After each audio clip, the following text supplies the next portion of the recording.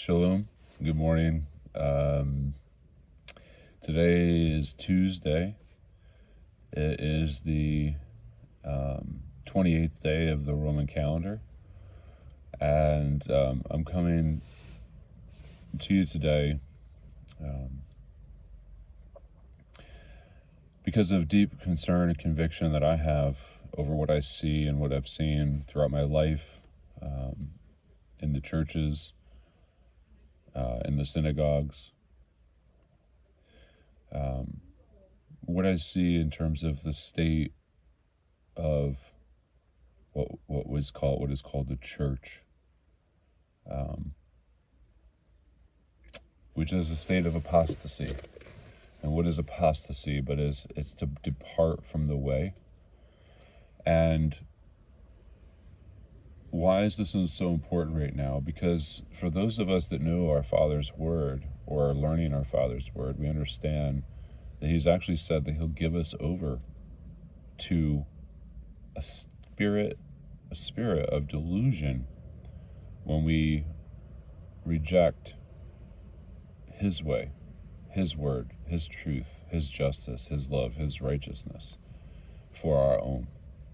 And what is our own righteousness? And this is really what I want to sink my teeth in today, so to speak, is this falsehood about our righteousness and the Father's righteousness.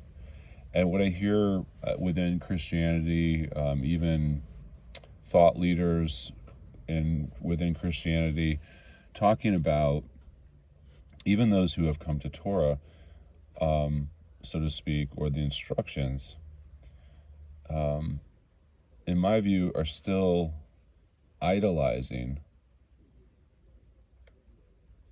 Yahushua.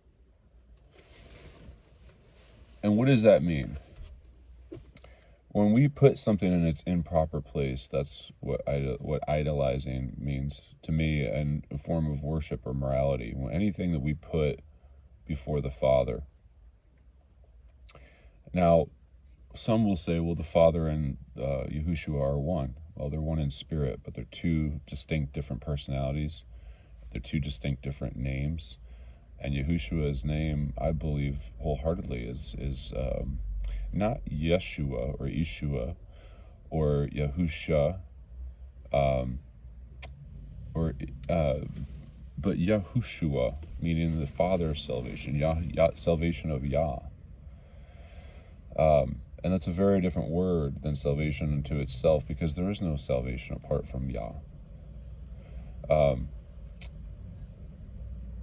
Today I want to start by reading Proverbs 28. First I want to start with a prayer, and then I want to start in Proverbs 28. We're going to spend a little time today, because I want to go through Proverbs 28, and then I've set aside some verses on righteousness, and a couple other words, purity, perfection, so that we can take a look at these words and have understanding, so that we would not die for lack of knowledge, but we would obtain knowledge, understanding through His Spirit, and ultimately attain wisdom and righteousness according to His Word and His Spirit, not our own. And that's the difference between what I would propose is our righteousness versus His righteousness. Our righteousness being our ways, our efforts, our thoughts, our views on what is good and what is holy, versus His way, which is according to His Word and His instructions, which He has made clear to us. So let's start with just a prayer. Father, I thank You for this day. I thank You for all those who may participate in this message, or this talk, this learning that I pray, Father, right now for Your Spirit, for Your Ruach, to guide us, to guide me, to guide my lips, to guide my mouth, Father, to guard my mouth from any falsehood, but that Your Word, Father, would be revealed according to Your Spirit, according to Your will, Father, for Your glory's sake, for the glory of Your creation, and of the glory of Your Son, who You have called Your first begotten Son, Yisrael. Father, I thank you that we have not only your word, but men and women who have given their all to preserve it, to share it with us. And I thank you, Father, that you have given us men who have been anointed to teach and to call us back to your house. And as Yahushua said, he did not come for the righteous, but he came for the lost house of Israel. And so, Father, I pray that you would deliver this message to both the house, the lost house of Ephraim, as well as our brothers within the house of Yehuda. And so I thank you and I praise your name. And I will declare your name, Father, for it has been given to us through your servant Moshe, who we call Moses. But you told us that you would be known through Moses as Yahauah. And Father, we thank you that we can call upon your name. Father, that your name has been revealed around the world, fulfilling your prophecy, that we would call upon it among the nations, and that we would return to your Shabbat, your Sabbath, your rest, your day of rest, and the ways of our fathers who walked with you, Father, and that we would truly be a blessing to bring justice and judgment among the nations according to your word and according to your will. I thank you for what you are, that you are love, that you are truth, that you are justice and righteousness, Father. And that when we partake of your word and we eat and meditate, consume your word, Father, that as our mothers told us, we become what we eat. We are what we eat. And so, Father, feed us with your bread of life. Feed us with your truth, Father. And be merciful to us, and Father, and open our eyes and our ears, and free us from any delusion, Father, and any falsehood. I pray these things according to your word, according to your Ruach, and in the good name of Yahushua. I pray these things. Amen.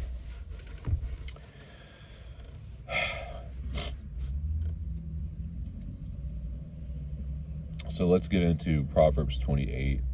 I'm going to be reading from the New American Standard version, which is not a perfect version. I will be replacing and correcting the removal of his name and the replacement of his name with Lord. And I will also be using the Hebrew word Elohim instead of the word God, because God in Hebrew is fortune. We've been deceived, and this is a deity that was worshipped in Babylon along with Manai, which sounds very much like money. And you can find this in Isaiah chapter 65, verse 11, but you have to look carefully at the Hebrew because the proper names have been removed with their definitions, confusing the English reader. But there are two deities' names that are revealed in Isaiah chapter 65, and we are not to be using those names. So Proverbs 28, the wicked or the lawless flee when no one is pursuing. By the transgression of a land, many are its princes, but by a man of understanding and knowledge, so it endures. A poor man who oppresses the lowly is as driving rain which leaves no food. Those who forsake the law praise the wicked or the lawless, but those who keep the law strive with them. Evil men do not understand justice, but those who seek Yahauah understand all things. Better is the poor who walks in his integrity than he who is crooked, though he be rich. He who keeps what? The law is a discerning son. So who is a son of the Most High Yah? Those who keep the law. But he who is a companion of gluttons humiliates his father. He who increases his wealth by interest and usury gathers it for him who is gracious to the poor. He who turns away his ear from listening to the law, even his prayer is an abomination. Let me read that one more time.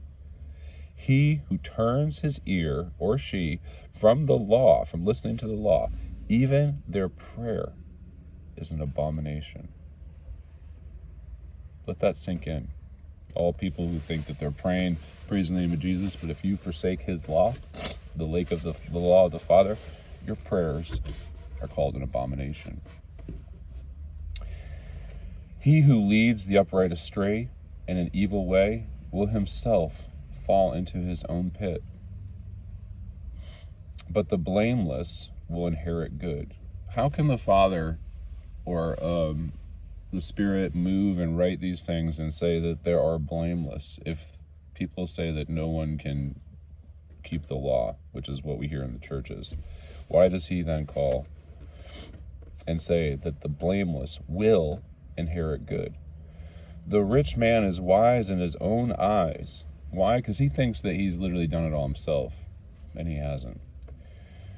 But the poor who has understanding sees through him, and I do see through them. When the righteous triumph, there is great glory, but when the wicked rise, men hide themselves. Who conceals his transgression will not prosper, but he who confesses and forsakes them will find compassion. Humility versus pride. How blessed is the man that fears always. Now that word fear is not actually correct in the moral sense, because our regard for the Father is not just fear, because a person can fear a bear. The Father is greater than a bear. What we're talking about, this word actually should be reverence or revering the Father, because moral fear is reverence, and the Father just doesn't want us to be afraid. He wants reverence, as a father, as any father does. I don't know any father that just wants his children to be afraid of him and fear him. He wants a healthy reverence, love, and respect.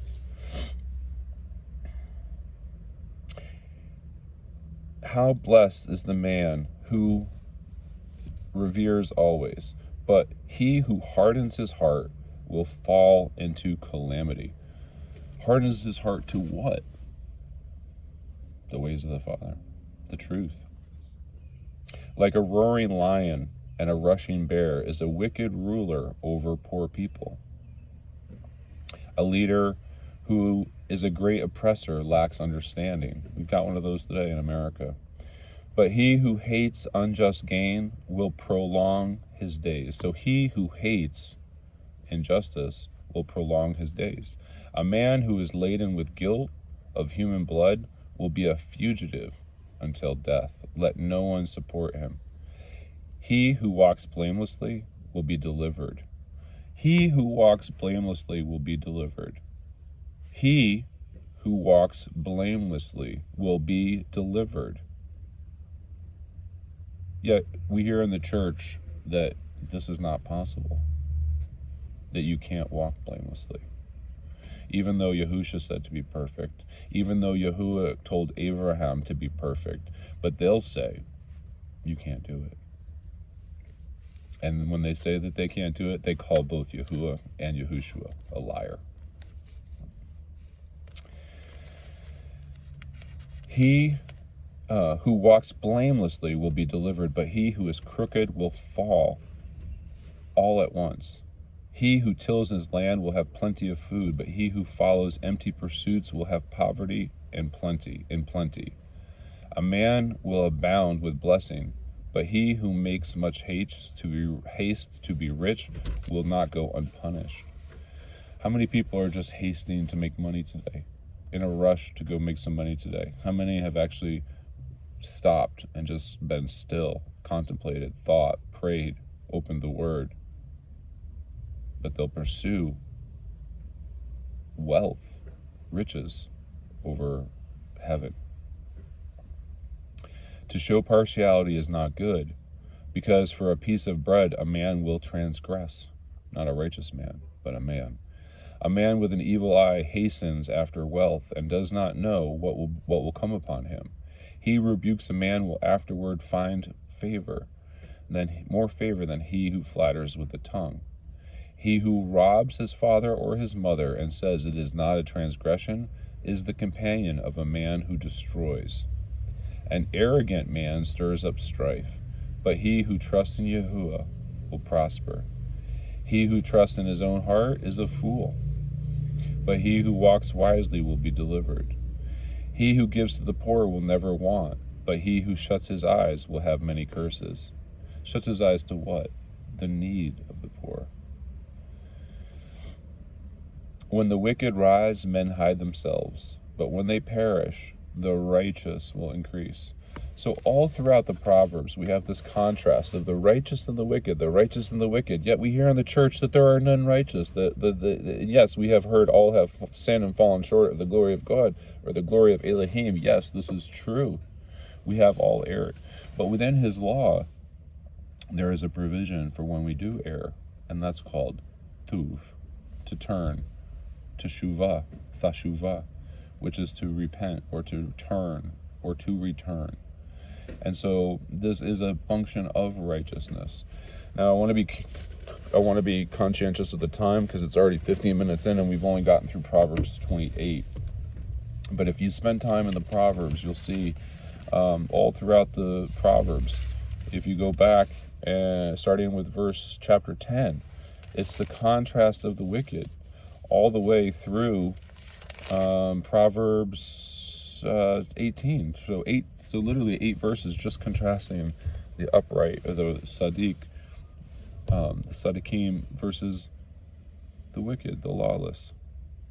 So I want to talk now about this thing that we hear all the time in the church, that our righteousness is like filthy rags, and people use this expression as a way of somehow diminishing our responsibility to walk with the Father, and to make it all about Jesus. It's all about Jesus, all about Jesus, all what he did. Praise him, glorify him, get emotional about him,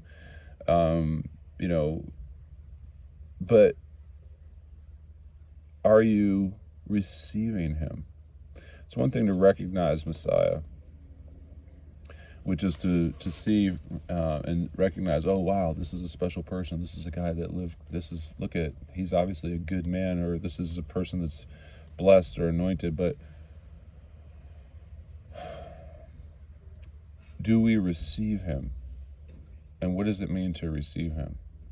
If we recognize something and receive it, it's like we see that that's the way to live, and then we do it. But when we recognize it and don't receive it, it's like we see that it's good, but we're not making it ours. We're not doing it. We're not becoming it. And we are called to be imitators of Christ, imitators of Elohim, imitators of the Father. The Father said to Abraham, and we'll get into this, to be perfect. YHUH has said to us to be perfect, as your Father in heaven is perfect. Why? A lot of people don't want to hear this. A lot of people just want to praise Jesus and go on and do their thing and live their lives and live in sin. That is not the way. This is not the way. That is apostasy, and that is death. Life is conforming ourselves to his image, because we were made in his image. And when we departed from his image, we brought death into the world. Not him. He didn't create death.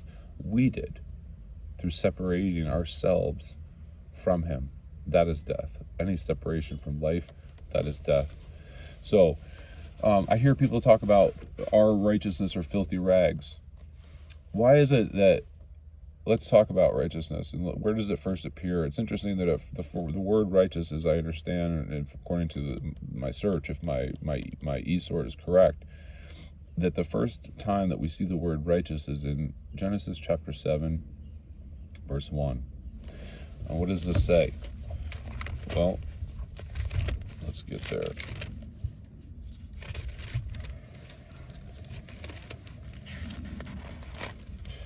So Genesis chapter 7,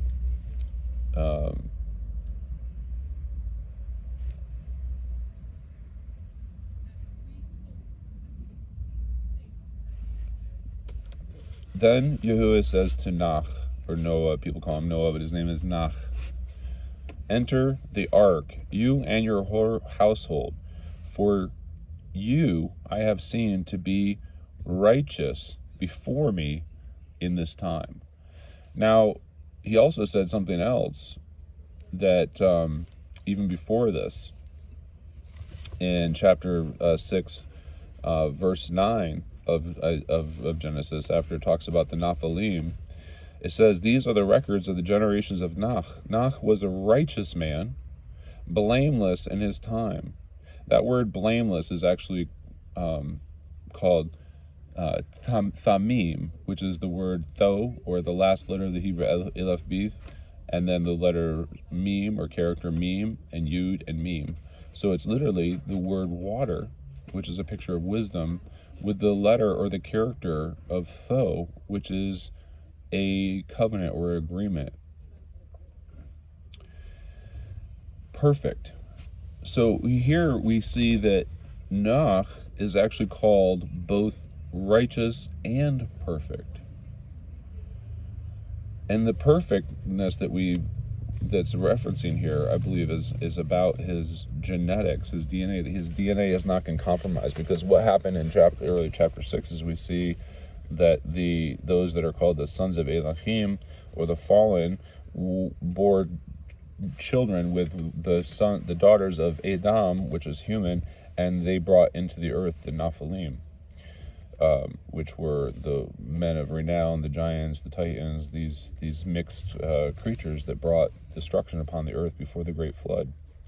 But the point is here we have the Most High Yah calling and declaring a man righteous, and yet we hear pastors constantly saying, your righteousness, our righteousness is but like filthy rags. But what they're doing is they're twisting righteousness. There's a difference between his righteousness and our righteousness. His righteousness is according to his word. Our righteousness is when we do not regard his word, and we approach holiness and our own pursuits and our own ways and our own thinking that whatever we're going to do, that's going to be okay. That's not okay. It's according to his will, his word, not ours. So if we go out through the Bible, do the righteous exist? Why did YHUH say? Let's get into that too. I don't know where he said that, but I know he said it, so go search it out. But he said, I came for the lost house of Israel. He said, I didn't come for the lost or the righteous, but for the lost. So he's saying, even YHUH is saying that there are righteous. So who are the righteous? The righteous are those that live by the word of the Father, according to his word and his will, and walk with him in his Spirit, which is called the Ruach Kadash, the set apart or the Holy Spirit. Let's go to Genesis 18, chapter 20, or Genesis chapter 18, verses 23.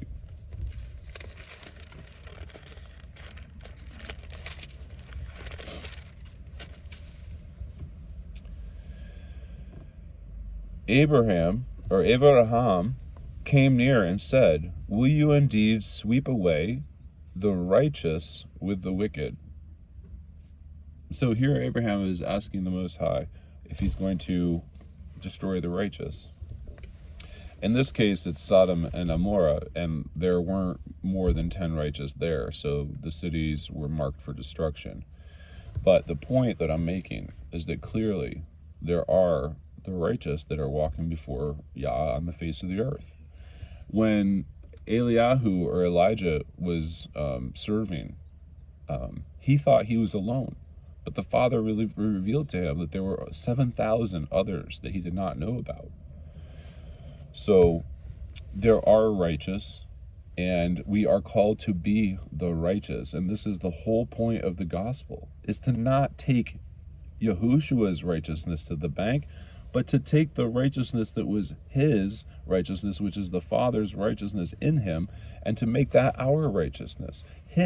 Ours, not ours presenting to him for acceptance. No, but us removing the garments that are filthy, that are our ways, and putting on his garment, a garment that is his way, yielding to him, doing his will, doing his word. This is righteousness.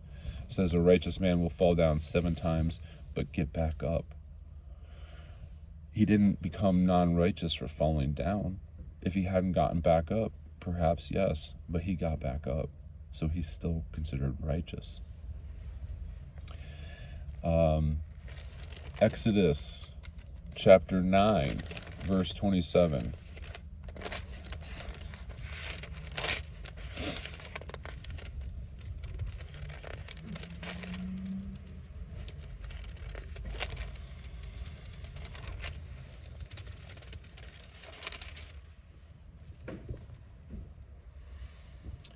Then Pharaoh sent for Moshe and Aaron and said to them, I have sinned this time. Yahauah is the righteous one, and I and my people are the wicked ones, which is lawlessness. Make a supplication to Yahauah, for there has been enough of Elohim's thunder and hail, and I will let you go, and I shall stay no longer. So here's a man recognizing the righteousness of the Father and his own lawlessness and the lawlessness of his people. So righteousness comes from the Father.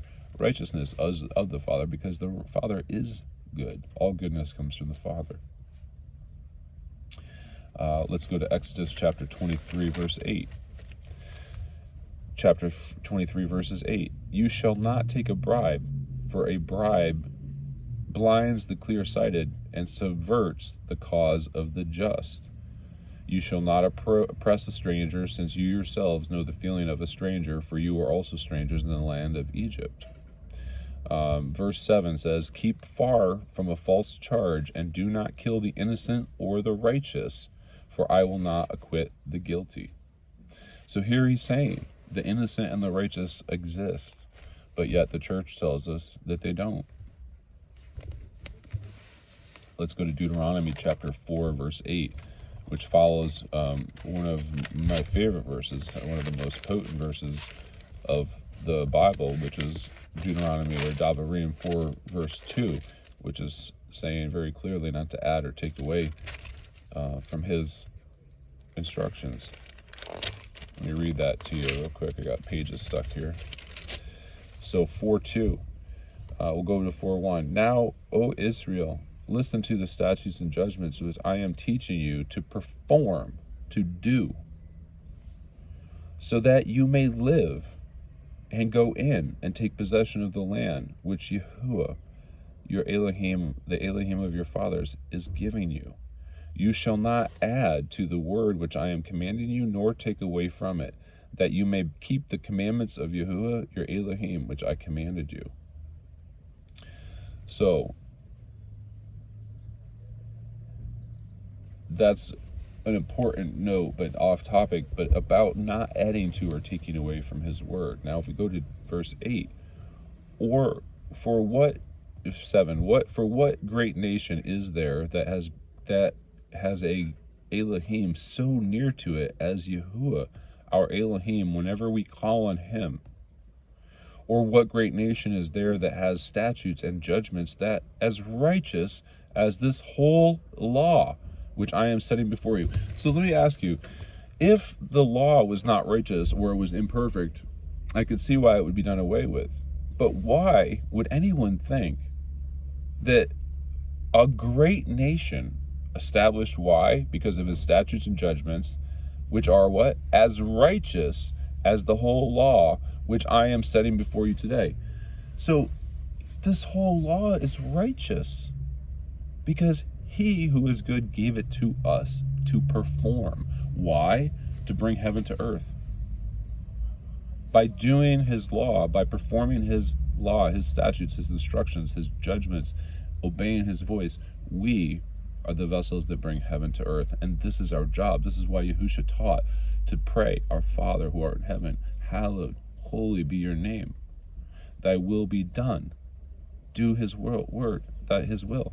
Thy will be done. Thy kingdom come on earth as it is in heaven. That's the goal. That's the mission, to bring his kingdom here to earth as it is in heaven. let's go to 16 verse 9.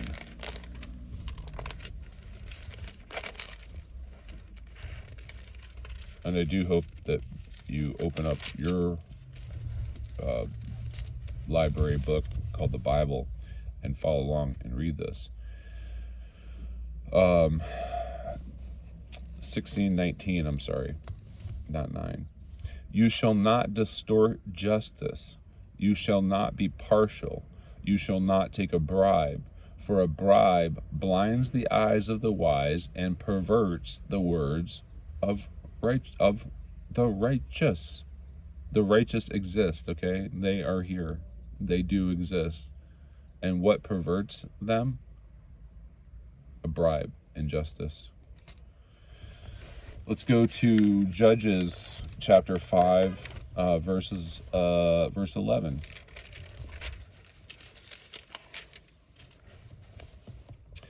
At the sound of those who divide flocks among the watering places, there they shall recount the righteous deeds of Yahauah.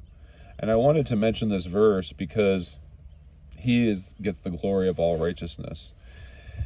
There they shall recount the righteous deeds of Yahauah, the righteous deeds for his peasantry in Israel. Then the people of Yahauah went down to the gates. Okay, so he is righteous, and we are called to walk as he is, straight, and to do straightness, his straightness. And it says that when we lean not on our own understanding and honor him in all of our ways, that he will direct our path and make it straight.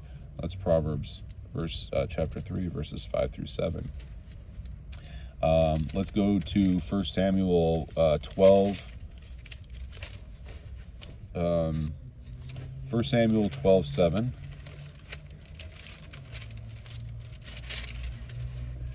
Again, this topic is on righteousness.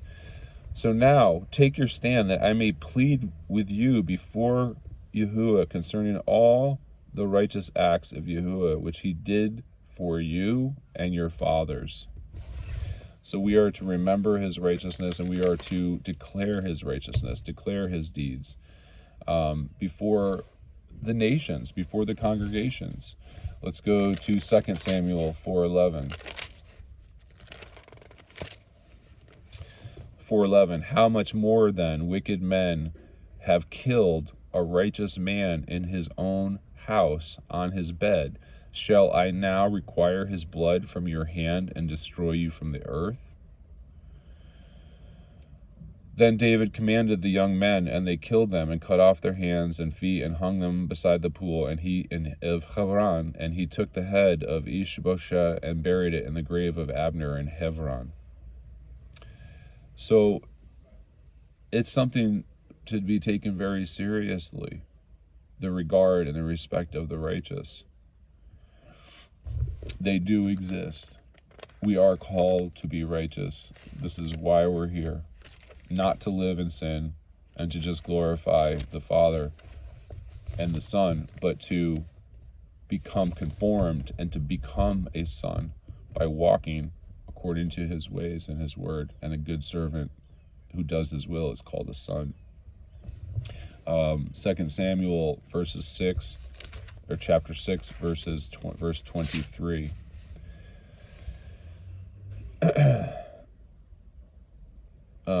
Sorry, wrong. Let's see, what is it? 2 Samuel. Oh, Chronicles. I'm sorry, not Samuel.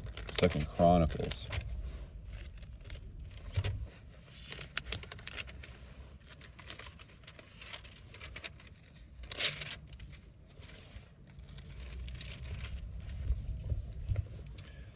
Second Chronicles, we're going to go 22 to 23.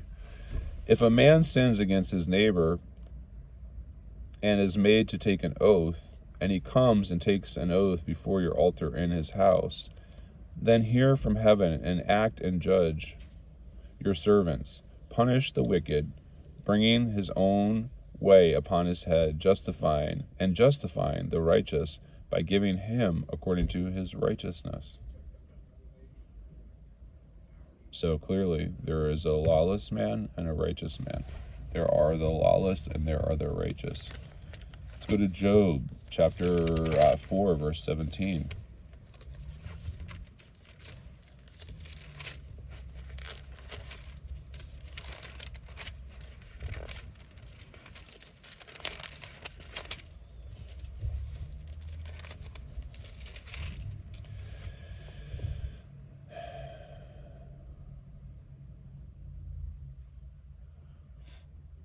Job 4:17. Can mankind be just before Elohim? Can a man be pure before his maker?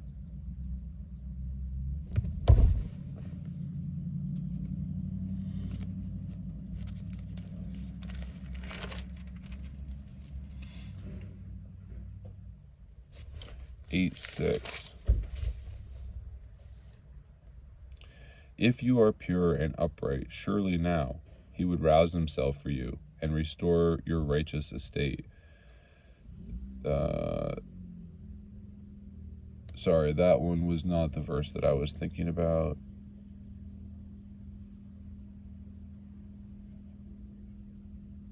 Sorry, that was not the verse. This is where Yahuv's righteousness is being challenged by his friends. I apologize. Psalms chapter 1, verse 6. For Yahauah knows the way of who? The righteous, but the way of the lawless or wicked will perish. Let's go to 4:5. Offer the sacrifices of righteousness and trust in Yahauah. 5:12. For it is you who blesses the righteous man, O Yahauah. You surround him with favor as a shield. Who gets surrounded with a favor as a shield? The righteous man. Let's go to 5:12. Oh, that's what we just read. Sorry. We will go to 7:9. So 7:9. Let the evil of the wicked come to an end, but establish the righteous. For the righteous Elohim tries the hearts and minds. My shield is with Elohim, who saves the upright in heart. Elohim is a righteous judge, and a Elohim who has indignation every day. If a man does not repent, he will sharpen his sword. He has bent his bow and made it ready. He has also prepared for himself deadly weapons. He makes his arrows fiery shafts. Behold, he travails with wickedness, and he conceives mischiefs and brings forth falsehood. He has dug a pit and hollowed it out. He has fallen into the hole which he has made. That's the man that doesn't repent. We will go to 7. Did I already just read that? 7:11. Oh, no, actually 7. That was 7:9. 7:11. Elohim is a righteous judge, and an Elohim who has indignation every day. 11:5. The Yahauah tests the righteous and the wicked, and the one who loves violence his soul hates. For Yahauah is righteous, and he loves righteousness. The upright will behold his face. 19:9.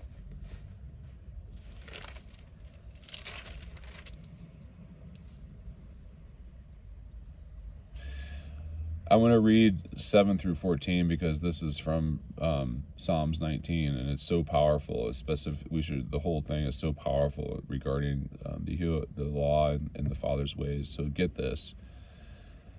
Those who say that the Father nailed something that was perfect to a cross, those who say that the law was nailed to the cross and that it was all fulfilled and done away with, and that our sins are forgiven past, present, and future if we just profess the name of Jesus, that he is the Son of God. That's not what Yahushua said. The law of Yahauah is perfect or sound, restoring the soul. The testimony of Yahauah is sure, making wise the simple. The precepts of Yahauah are right, rejoicing the heart. The commandment of Yahauah is pure, enlightening the eyes. The fear of Yahauah is clean, enduring forever. The judgments of Yahauah are true. They are righteous altogether. They are more desirable than gold. Yes, than much fine silver. Sweeter also than honey and the drippings of the honeycomb. Moreover, by them your servant is warned, In keeping them there is great reward. Who can discern his errors? Acquit me of hidden faults. Also keep back your servant from presumptuous sins. Let them not rule over me. Then I will be blameless, and I shall be acquitted of great transgression. Let the words of my mouth and the meditation of my heart be acceptable in your sight, O Yahauah, my rock and my Redeemer. Who is our Redeemer? Yahauah. So there are plenty more verses that we can read on this, and I really strongly recommend people get a good app that allows them to do searches, because if you actually search the word righteous, it appears about 300 times in the Tanakh. There are many verses that would speak to this. You can go into Psalms 34. Psalms 34, we should probably read this. I got 41 minutes into this. This is a long video, but I would encourage you guys to go read Psalms 34, specifically verses 15 through 21. Psalms 37, specifically verses 12 through 39, 12, 21, 29, 39. As Psalms 52, verse 6, Psalms 58, verse 16. So when people talk about his righteousness versus our righteousness, let me be clear. The Bible says that faith or belief without works is dead. That means if you say you believe, if you say you profess, but you don't do it, it's dead faith. It's not worth anything. Even those who do miracles in his name, who depart from his ways, will be said, depart from me, I know you not. Those who even did miracles in his name. How many of us are doing miracles in his name? Not very many. But it's saying that even of them, they will be told to depart, that they are not known. Why? Because they insist upon wearing their own filthy garments, their own works, their own righteousness, abandoning his word, his law, for their own.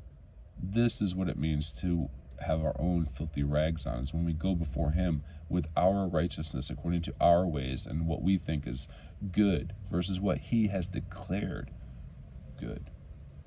That's the difference between our righteousness and his righteousness. Our ways versus his way. When we walk in his way, we are imitators of Christ and imitators of Elohim. That is when we are called righteous.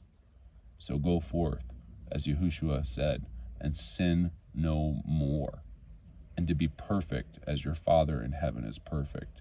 And if you never heard those words that he said, you better go find them, because he said them.